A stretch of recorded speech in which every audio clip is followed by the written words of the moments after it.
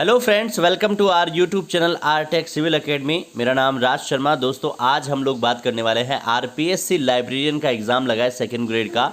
उस एग्ज़ाम का मेरे पास क्वेश्चन पेपर रखा हुआ है, जिसमें से हम राजस्थान के बारे में जितने भी क्वेश्चन आए हैं उनको सॉल्व करने वाले हैं।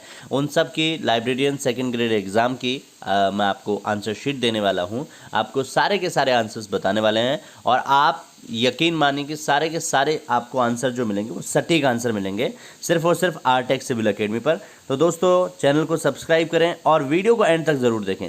चलो फिर शुरू करते हैं आज के वीडियो की कहानी। राजस्थान के किस क्षेत्र में अनुप्रस्थ बालू का स्तूप मिलते हैं? राजस्थान के किस क्षेत्र में अनुप्रस्थ बालू का स्तूप मिलते हैं? इसका सीधा सीधा सटीक आंसर ये है। 4 ऑप्शन आपको दे रखे हैं, लेकिन आपको ये याद रखना है, लूनी बेसिन के बारे में आपको जितनी इन्फॉर्मेशन पता होगी तो आपको समझ पाएंगे।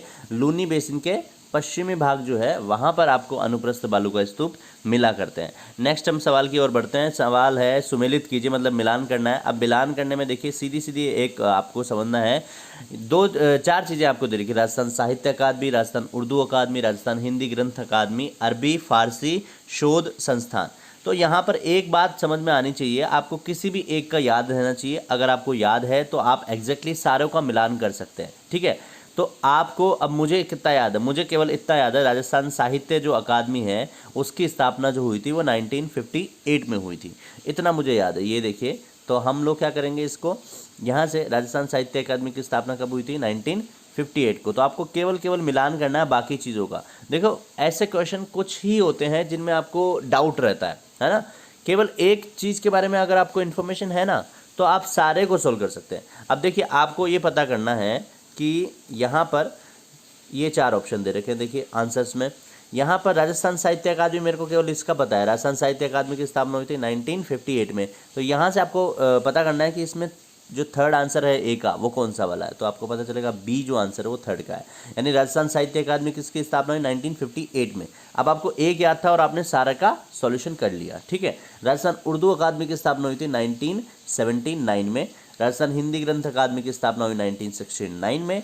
अरबी फारसी शोध संस्थान जो है उसकी स्थापना कब हुई? उसकी स्थापना हुई आपके 1978 में, ठीक है। आगे बढ़ते हैं। आगे में भी यही है, सुमेलित कीजिए और नीचे दिए गए कूट से सही का उत्तर बताइए। देखिए, इसमें सीधा सा सिंपल सा चीज़ है, वही चीज़ मैं आपको बता रहा हूँ।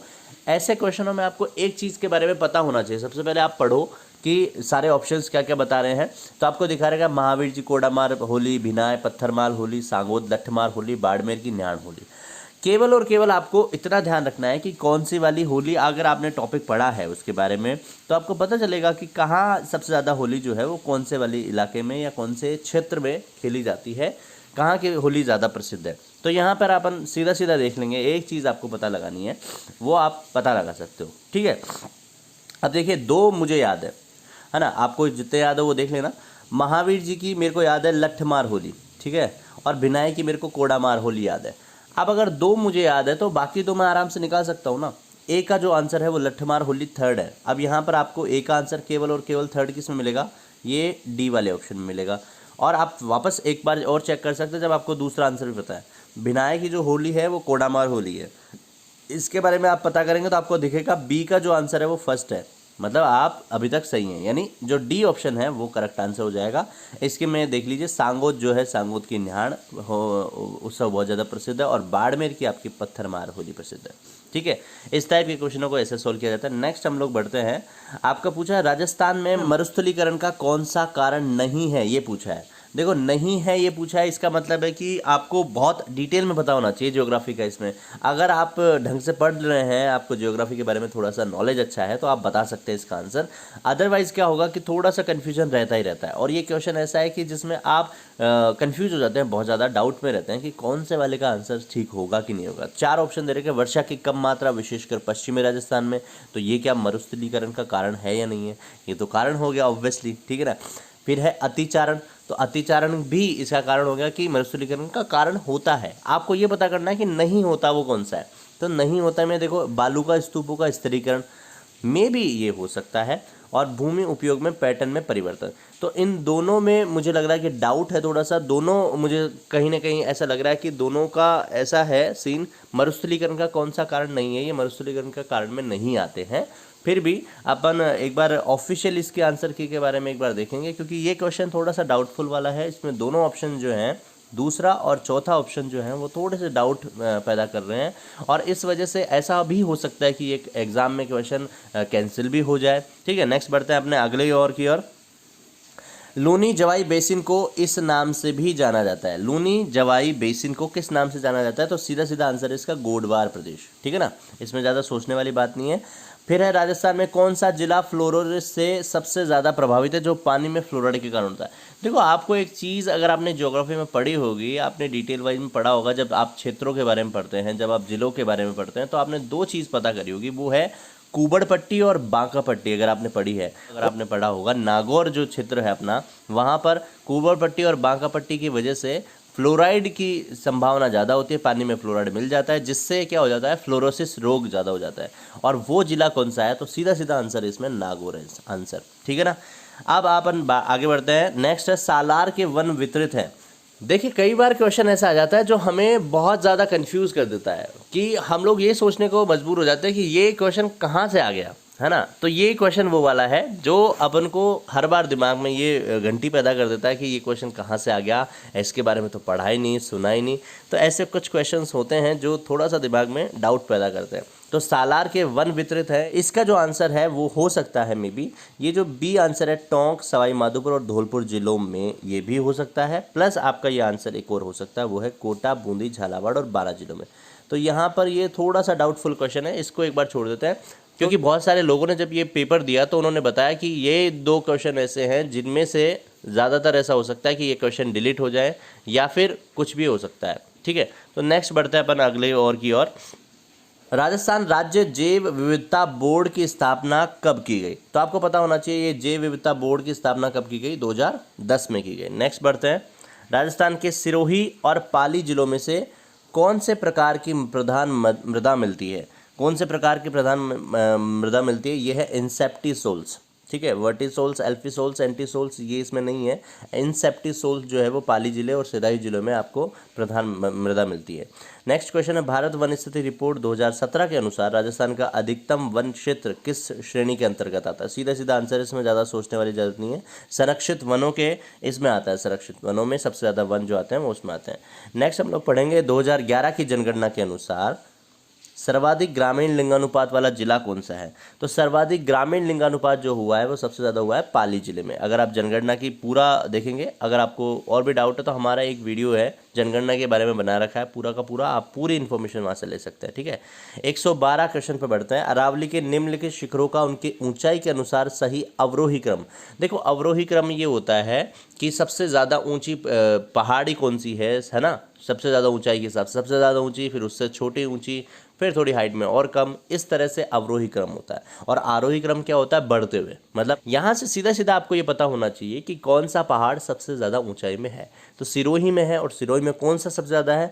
शेर आपका सबसे ज़्यादा आता है। फिर उसके बाद अचलगढ़ आता है, ये दोनों किस में है? सिरोही में ही आते हैं। उसके बाद रघुनाथगढ़, ये सीकर में आ जाता है। तारागढ़ जो है वो अजमेर में आ जाता है। तो आपका जो ऑप्शन हो जाएगा वो कौन सा राइट हो जाएगा? आपका हो जाएगा सी ऑप्शन, शेर, अचलगढ़, रघुनाथगढ़ और तारागढ़, ये अवरोही क्रम में एग्जैक्टली सही बैठता है। उसके बाद अपन बात करते हैं कौन सा सुमेलित नहीं है। 113 क्वेश्चन की बात करेंगे, कौन सा इसमें सुमेलित नहीं है? क्या दे रखा है? नदी दे रखी है और आपकी सहायक नदी पूछ रहे हैं। ठीक है, और अब देखिए इसमें से क्या दे रखा है आपको? बनास कोठारी दे रखा है, माही की सागी नदी दे रखी है, चंबल की पार्वती नदी दे रखी है, लूनी की सूकड़ी नदी दे रखी है। इसमें से आपको पता करना है कि कौन सी नदी सुमेलित नहीं है। तो देखो, बनास की जो है वो कोठारी नदी होती है, ठीक है, चंबल की जो है वो पार्वती नदी होती है, लूनी की सूकड़ी नदी होती है, लेकिन माही की जो है वो सागी नदी नहीं होती। तो आपका ऑप्शन हो जाएगा सेकेंड ऑप्शन। नेक्स्ट में हम लोग बात करेंगे भीलवाड़ा, राजसमंद और चित्तौड़गढ़ जिले राजस्थान के किस कृषि जलवायु प्रदेश में सम्मिलित किए जाते हैं? तो इसका सीधा सीधा आंसर है, क्योंकि चित्तौड़गढ़, राजसमंद, भीलवाड़ा वो जो जलवायु क्षेत्र है वो अपना आ जाता है उप आर्द्र दक्षिणी मैदान में। ठीक है ना। नेक्स्ट बढ़ते हैं, निम्नलिखित में से कौन सी बोली मारवाड़ी और मालवी का मिश्रण माने जाते हैं। इसमें तो कोई डाउट होना ही नहीं चाहिए, सीधा सीधा आंसर है। बागड़ी जो बोली है वो आती है मारवाड़ी और मालवी का मिश्रण है। उसके बाद आपका क्वेश्चन आता है 116, कवि चंद्रबरदाई का अन्य नाम क्या था? सीधा सीधा आंसर आपका पृथ्वी भट्ट। पृथ्वी भट्ट जो है उनका अन्य नाम था कवि चंद्रबरदाई का। ठीक है, कवि चंद्रबरदाई कौन थे वो आपको पता होना चाहिए। पृथ्वीराज चौहान के साथ रहने वाले उनके कवि थे, जिन्होंने बाद में पृथ्वीराज रासो की रचना करी थी। ठीक है, उसके बाद आगे देखते हैं, राजस्थान में कृषि वर्ष में सूखा प्रभावित जिलों की संख्या सर्वाधिक कब थी? तो सर्वाधिक जो सूखा प्रभावित जिलों की संख्या थी वो 2002 और 3 में थी। उस टाइम पे राजस्थान में सबसे ज़्यादा सूखा जो आया था उस टाइम पे आया था। नेक्स्ट अपन पढ़ते हैं, शुष्क वन अनुसंधान संस्थान AFRI कहाँ पर उपस्थित है, कहाँ पर अवस्थित है, कहाँ पर है ये शुष्क वन अनुसंधान संस्थान? तो सीधा सीधा अंदाजा लगाना है, सीधा सीधा अंदाजा नहीं, मतलब एकदम सटीक आंसर तो ये है, शुष्क वन से संबंधित है अपना जोधपुर।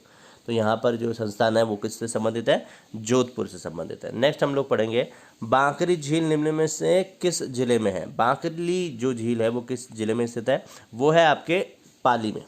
ठीक है, नेक्स्ट हम लोग देखते हैं इसमें 120 क्वेश्चन, सुमेलित कीजिए और नीचे दिए कूट से सही उत्तर का चयन कीजिए। वही आ गया क्वेश्चन। मैं ये कह रहा हूँ इसमें एक ट्रिक लगती है, वो ये है कि अगर आपको एक का आंसर पता है तो आप बाकी का आंसर निकाल सकते हैं। ठीक है, तो मुझे किसका पता है? मुझे पता है राजस्थान ललित कला अकादमी जो है उसका संस्थान कहाँ केंद्र है, वो है जयपुर में। तो अगर मैंने ये पता कर लिया तो आप यकीन मानिए आप बाकी क्वेश्चन का आंसर निकाल सकते हैं। ये देखिए मैं आपको बता देता हूँ, ये यहाँ पर थोड़ा सा नीचे चलेंगे तो आपको पता चलेगा। हल्का सा मैं इसको थोड़ा सा छोटा करता हूँ और आपको समझ में आएगा। ये चीज़ देखिए यहाँ से, देखिए मैंने कहा राजस्थान ललित कला अकादमी किससे संबंधित है? जयपुर से संबंधित है। तो सी का आंसर कितना आएगा? फर्स्ट आएगा। तो आप सी के आंसर को फर्स्ट मिलान कीजिए, वो फर्स्ट किस में आ रहा है? सेकंड वाले ऑप्शन में आ रहा है। अब आपको सारा आंसर पता चल गया और आप इस आंसर में श्योर होने चाहिए, लेकिन तो आंसर हो जाएगा बी हो जाएगा। इसमें कौन कौन सी चीज़ें मैं आपको बताऊँ। राजस्थान भाषा साहित्य और संस्कृत अकादमी का जो केंद्र है वो बीकानेर में है। पश्चिमी क्षेत्र सांस्कृतिक केंद्र का जो केंद्र है वो कहाँ पर है? उदयपुर में है। और बचा राजस्थान प्राच्य विद्या प्रतिष्ठान, ये आपका होता है जोधपुर में। ठीक है, उसके बाद हम लोग आगे पढ़ते हैं। नेक्स्ट है, सुमेलित कीजिए और नीचे दिए गए कूट से, वही सुमेलित करना है और आपको बताना है। तो यहाँ से मैं आपको बता दूँ सीधा सीधा, नृत्य संगीत मूलक काव्य दे रखा है आपको, राजस्थानी पद्य साहित्य के प्रकार दे रखे हैं और आपको काव्य रचना दे रखी है सामने। आपको पता करना है कि कौन सा इसमें से सही है। ठीक है, तो मुझे जहाँ तक याद है, मुझे एक चीज़ याद है, वो है हरि पिंगल जो है वो आपके सीधा सीधा संबंध रखता है मंगल मूलक काव्य से। अगर मेरे को ये एक पता है तो मैं सारे निकाल सकता हूँ। सी का जो आंसर है वो फर्स्ट है, ये कौन से में पता चलेगा आपको? ये पता चलेगा चौथे ऑप्शन में। ठीक है, यहाँ से आप चीज़ें निकाल सकते हो। कैसे कैसे निकलेगी? देखो, नृत्य संगीत मूलक काव्य कैसे संबंधित है? आपका धवल से संबंधित है। फिर आता है चरित मूलक काव्य, ये बीसल देव रासो से संबंधित है। उसके बाद आता है प्रेम मूलक काव्य, ये चरचरित संबंधित है। ठीक है, नेक्स्ट बढ़ते हैं आगे। 122 क्वेश्चन, बांकिया सिंगी और टोटो लोक वाद्य किस परंपरा से संबंधित है? ठीक है, ये आपको वाद्य यंत्रों में से पूछा गया है और आपको बताना है कि कौन से वाद्य यंत्र से संबंधित है। तो बांकिया सिंगी और टोटो किससे संबंधित है? ये आपके है सुशिर वाद्य से संबंधित है। ठीक है, नेक्स्ट हम लोग देखेंगे इसमें आगे, वही सुमेलित करने वाला क्वेश्चन आ गया। और सुमेलित करने में देखिए कौन से लोक देवता का संबंध किससे है ये बता रखा है ये क्वेश्चन में। कल्ला जी, गोगा जी, करणी माता, पाबू जी, ये लोक देवता दे रखे हैं और संबंध दे रखे हैं सर्प, चूहा, ऊंट और भूत प्रेत। तो यहाँ पर आपको दिमाग लगाना है। ये जो क्वेश्चन है इसमें थोड़ा सा ट्रिकी नहीं है, बहुत ही सिंपल क्वेश्चन है, लेकिन डाउटफुल क्वेश्चन है क्योंकि आपको ये कंफ्यूज कर देगा जो आंसर से। यहाँ पर वो वाली ट्रिक नहीं चलने वाली कि आपको एक का आंसर पता हो और आप सारे क्वेश्चन निकाल सकते हो, क्योंकि यहाँ ऐसा हो सकता है कि जिस एक का आंसर पता होगा उसका ऑलरेडी 2 तरीके के आंसर दे रखे होंगे। देखते हैं, पता करते हैं। देखो, करणी माता जो संबंधित है वो किससे संबंधित है? आपकी चूहों से संबंधित है, इसमें कोई डाउट नहीं है। ठीक है, करणी माता चूहों से संबंधित है। अब आप वो वाली ट्रिक लगाइए जो मैंने आपको बताई थी। सी का जो आंसर है वो सेकेंड है। किस किस में है? पहले में भी सी का आंसर सेकंड दे रखा है और फोर्थ में भी आपका सी का आंसर सेकंड दे रखा है। समझ में आई आपको बात? तो वो ट्रिक यहाँ नहीं चलेगी, आपको 2 से ज़्यादा के आंसर पता होने चाहिए। चलो 2 के दूसरा क्वेश्चन की बात करते हैं। आपको आइडिया होना चाहिए, पहला जो आंसर है कल्ला जी, वो कल्ला जी से संबंधित है भूत प्रेत से। तो यहाँ पर दे रखा है एक में, ये फोर्थ भी दे रखा है और एक आंसर फोर्थ इसमें भी दे रखा है, मतलब 2 ऑप्शन हो गए। अब आपके 2 ऑप्शन बचे हैं, गोगा जी और पाबू जी। आपको पता लगाना है कि किससे संबंधित है। देखो, सिंपल सी ट्रिक है, थोड़ा सा हल्का सा दिमाग लगाओगे, दिमाग पे जोर दोगे तो आपको जो पढ़ा हुआ है वो याद हो जाएगा और आपको समझ में आ जाएगा कि गोगा जी जो है संबंधित किससे रखते हैं? सर्प से संबंधित रखते हैं, बल्कि पाबू जी जो है वो ऊँटों से संबंधित है। ठीक है, यहाँ पर आपका सारा डाउट क्लियर हो जाता है और आपका आंसर जो आ जाता है वो है 4th वाला। नेक्स्ट हम लोग बढ़ते हैं आगे की ओर। 124 क्वेश्चन, बेंकटी गांव किस लोक देवता से संबंधित है? इसका सीधा सीधा आंसर है, अगर आपको पता होगा, आपने पढ़ा होगा लोक देवताओं के बारे में, तो आपको आइडिया लग जाएगा सीधा सीधा, वो है हरबूजी से। बेंकटी गांव किससे संबंधित है? हरबूजी से संबंधित है। उसके बाद आता है क्वेश्चन नंबर 125, राई नृत्य किससे संबंधित है? तो राई नृत्य के आपको ऑप्शन दे रखे हैं जसनाती, भील, गुज्जर और माली। यहाँ पर आपको आंसर है सीधा सीधा भील जो जाति है उससे संबंधित है राई नृत्य। ठीक है, नेक्स्ट हम लोग पढ़ते हैं दुतई, गदर, कानो और मिर्जाई, ये किससे संबंधित है? ये थोड़ा सा टफ पड़ेगा जब आप इसके बारे में, आपको राजस्थान के कुछ चीज़ों के बारे में पता होगा, जो आपके वस्त्र आते हैं उसमें से ये क्वेश्चन आ गया है। उसमें आपको दे रखा है दुतई, गदर, कानो और मिर्जाई किससे संबंधित है? तलवार से संबंधित है, पगड़ी से संबंधित है, ओढ़नी से या अंगरखी से? तो आपको पता होना चाहिए, एग्जैक्ट आंसर इसका हो जाएगा सी, ऑप्शन नंबर सी, अंगरखी से संबंधित है। नेक्स्ट देखिए, सिद्ध राजस्थानी गीत धरती दोरारी किसके द्वारा लिखा गया? इसमें तो कोई डाउट होना ही नहीं चाहिए, सीधा सीधा आंसर हो जाएगा कन्हैया लाल सेठिया। ठीक है, नेक्स्ट बढ़ते हैं, घुघरी, केवड़ा आदि लोकगीत किस क्षेत्र से संबंधित है? अब क्षेत्र बताना है आपको, तो इसमें है पर्वतीय क्षेत्र। घुघरी, केवड़ा और लोकगीत किससे संबंधित है? पर्वतीय क्षेत्र से। नेक्स्ट है, 7 सहेलियों का मंदिर कहाँ पर स्थित है? तो 7 सहेलियों का मंदिर स्थित है अपना झालरापाटन, झालावाड़ में। ठीक है, नेक्स्ट आपका आता है, राजस्थान का प्रथम विजय स्तंभ कहाँ पर स्थित है? वो है आपका चित्तौड़गढ़ दुर्ग, चित्तौड़गढ़ में। तो दोस्तों आज के एग्जाम में आपको पता लग गया है कि किस तरीके से राजस्थान जीके की पढ़ाई आपके लिए इंपॉर्टेंट हो जाती है और किस तरीके से आपको पढ़ना होता है, टॉपिक्स को कितने डिटेल में जाकर के ध्यान देना होता है, इसलिए आपकी तैयारी विशेष बन जाती है। और दोस्तों आपकी विशेष तैयारी के लिए हमेशा अवेलेबल रहेगा आरटेक सिविल एकेडमी। यहाँ पर आपको राजस्थान से संबंधित सारे वीडियोज़ मिलेंगे और उन सारे वीडियोज़ से आप अपनी पढ़ाई को कंटिन्यू रख सकते हैं। सारी की सारी इन्फॉर्मेशन यहाँ पर आपको वीडियोस के जरिए मिल जाएगी। तो इसके लिए हमारे यूट्यूब चैनल को सब्सक्राइब कीजिए, बेल आइकन दबाइए ताकि आने वाले वीडियोस के नोटिफिकेशन आप तक पहुँच सके। धन्यवाद।